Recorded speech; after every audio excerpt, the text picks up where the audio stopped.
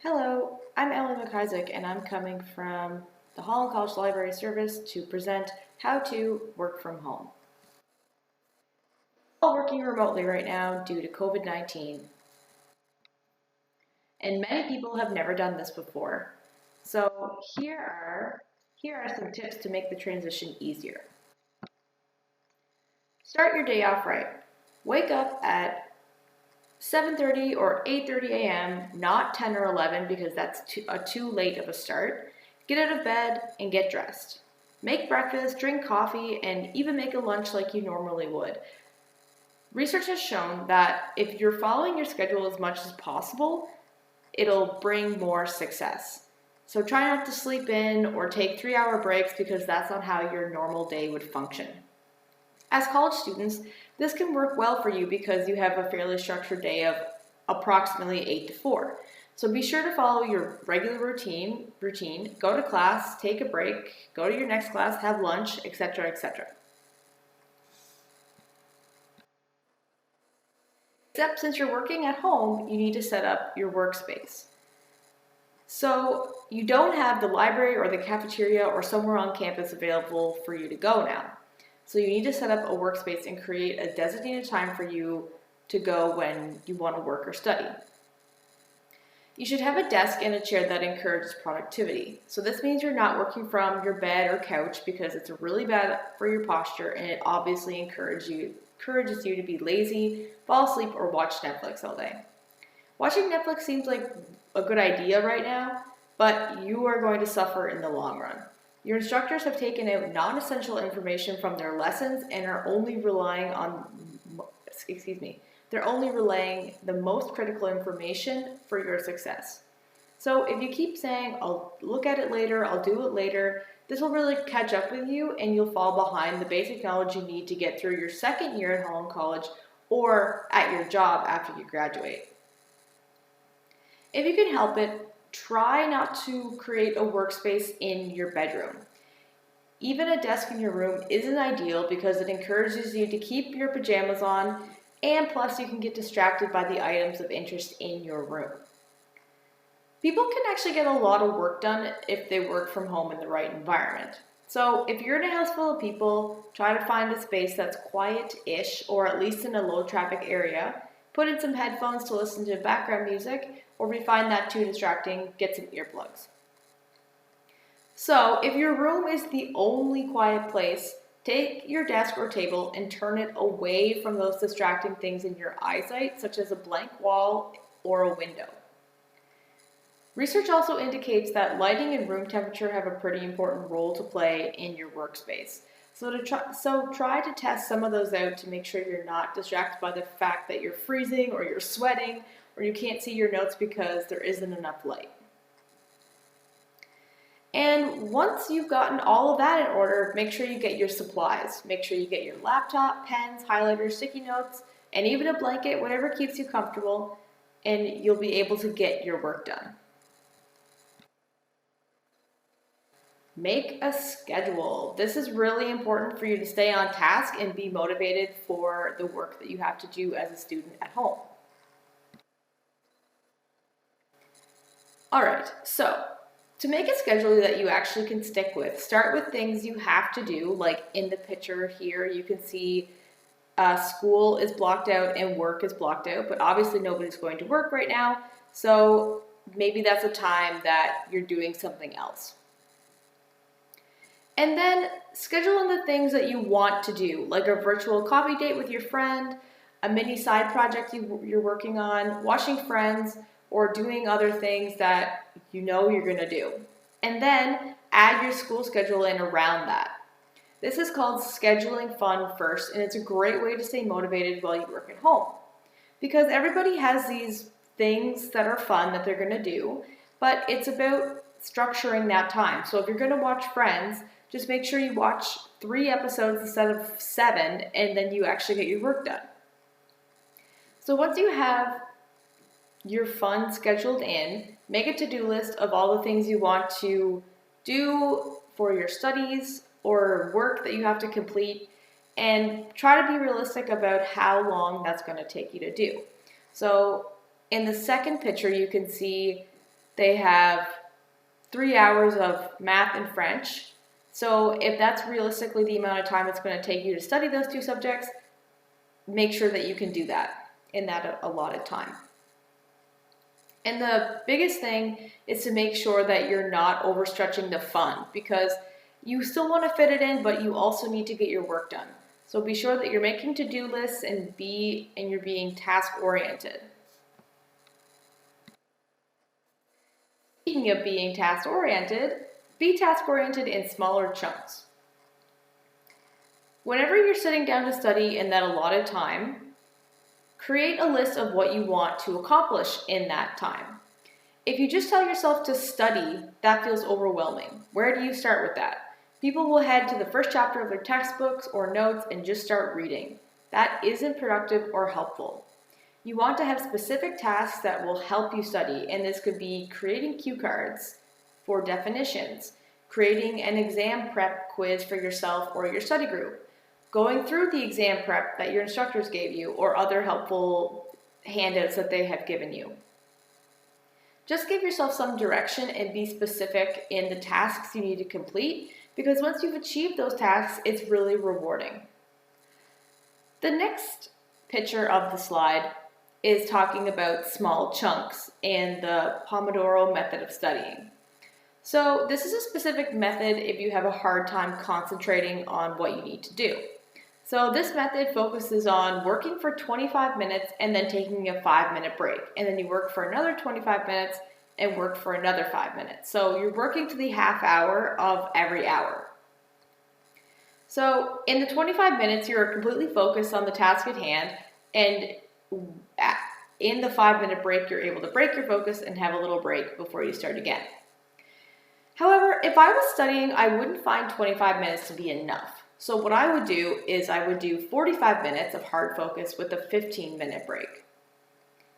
So essentially, like I mentioned, you're breaking up your time into half-hour or hour segments.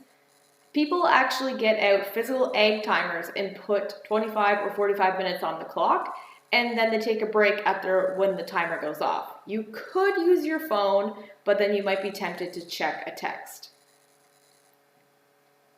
And the first image is saying that you're focusing on the tasks, not necessarily the time it takes to commit the task. So again, that's why you're figuring out the time slots and being realistic about how much time it'll actually take you to do the tasks at hand. You are set up, you have a schedule, you have a workspace, you know you gotta wake up early to get the day started, but distractions, they suck up your time. Avoid them. So before I even talk about cell phones, because we know that's a huge thing that eats up our time, but when you're working, which you will have to do on your laptop, empty your bookmark bar. So that is the white space underneath the search bar where Google usually has its apps option in Chrome. If you have Netflix or Instagram, Pinterest, anything distracting saved on that bar, it's just one click away for you to be distracted. So if you remove those distractions, then you're making it a little bit harder for yourself to find those social media sites or Netflix. And of course, silence your phone. Students get distracted by their phones in physical classes, but at least you have the instructor who can call you out or glare at you when you have your phone out. In this virtual environment, you only have a screen in front of you, or you're listening to a recording, and that's super hard to focus. It doesn't seem like a big deal to have your phone on vibrate, so you just know when you have a text or when a Snapchat comes in. However, the main issue is that when your phone goes off, it disrupts your mental flow.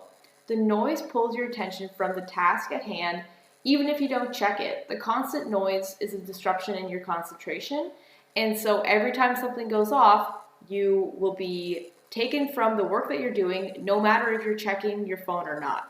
So put your phone on silent or airplane mode and just check it on those 5-minute breaks. So the same principle applies to the desktop versions of Messenger apps. So Facebook, WhatsApp, all these apps that can be on your desktop have the same problem as your phone being on vibrate. if you hear the ping or another noise to notify you that you've had a message come in, your brain is being pulled to that message and you're not concentrating on the thing you need to be concentrating on, and it disrupts your mental flow. So you can do a lot of really good work at home if you get rid of those distractions and give yourself specific breaks, and that way you can really enjoy the time that you have. Also be aware that you're allowed to set boundaries. If you live with a bunch of people and they're kind of all over the place and they come to talk to you all the time when you're supposed to be studying or working from home, you're allowed to say, hey, I'm sorry, but from 10 until 2, I'm working on this project and I have to really focus, so I'm just going to sit in my room with my headphones in and not participate in what's going on right now.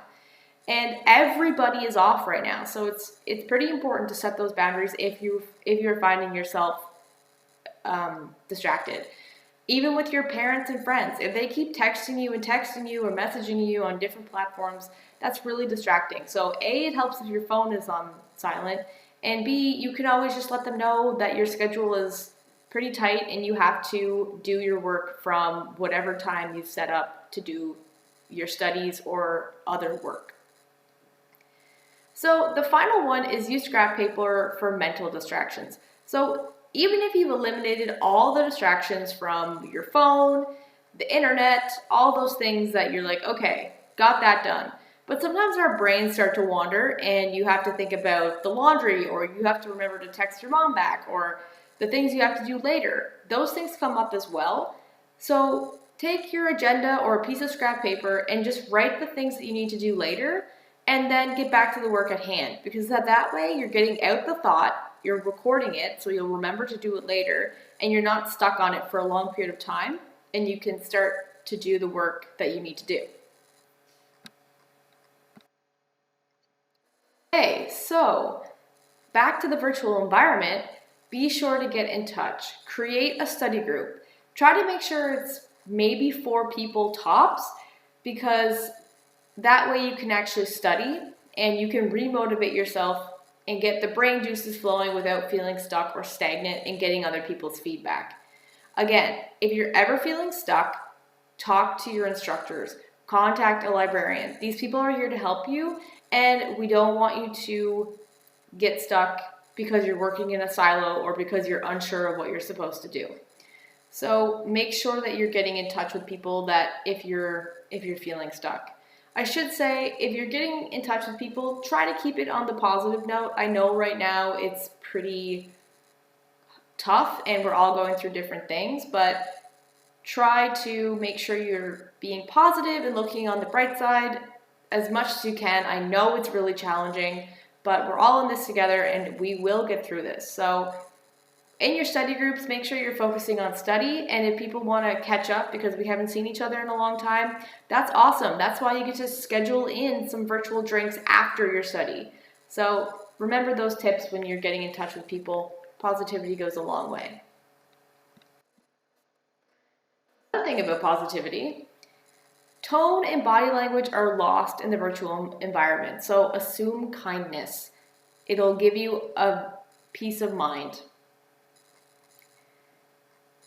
Everyone communicates differently, and especially over text. So some people may seem blunt or rude, but that's not how they intended it to sound. That's just their way of communicating with people. So it's just much easier to assume that people don't mean any harm or they're trying to be mean.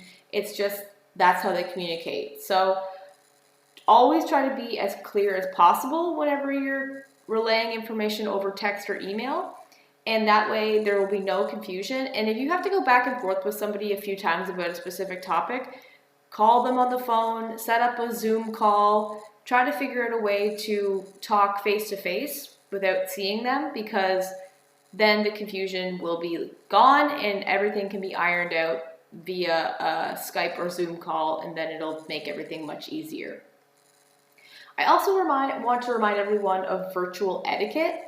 When you're emailing your instructors, for example, you always want to make sure you're including text in the subject bar, which I find a lot of students don't do. They don't think it's necessary, but it is.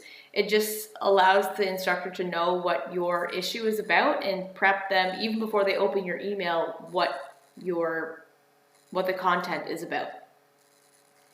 And there is a virtual etiquette guide on the library website that is available to you, and I will attach to this email that I send out with this video. So again, assume kindness, try to be as polite and clear as you can, and then that way there will be no confusion. So after you've done your studying and communicating, you want to make sure that you're getting active. Staying sedentary is not good for your mental health. Go for a walk outside, even if it's just around your property. Sit in the sun. Vitamin D is so good for you. Try free online workout services. There are a ton, such as OpenFit, Couch to 5K, 7-minute workout, Fit On, just to name a few. Or even if you do a 15-minute YouTube yoga video, that is better than doing nothing. Stretching your body and moving is something that will make you feel a lot better.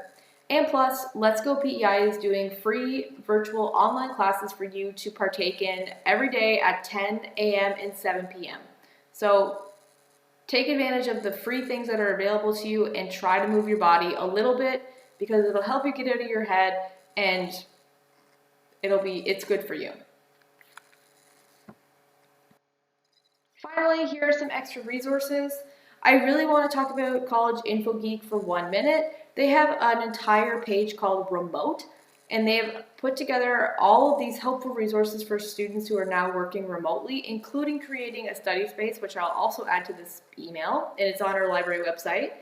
And it is very helpful for you to know how to stay productive, stay positive, and work in this online environment.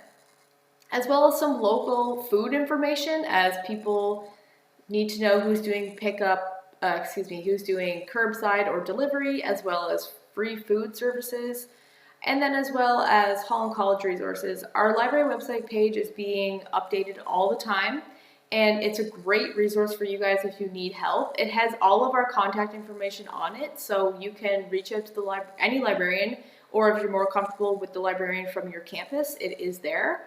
And as well as the online writing center service that's now available to students, please check that out.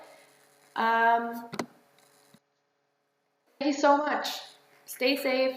Please reach out if you have any questions or need help, and follow us on Instagram and Facebook at Holland College Libraries. Thank you so much.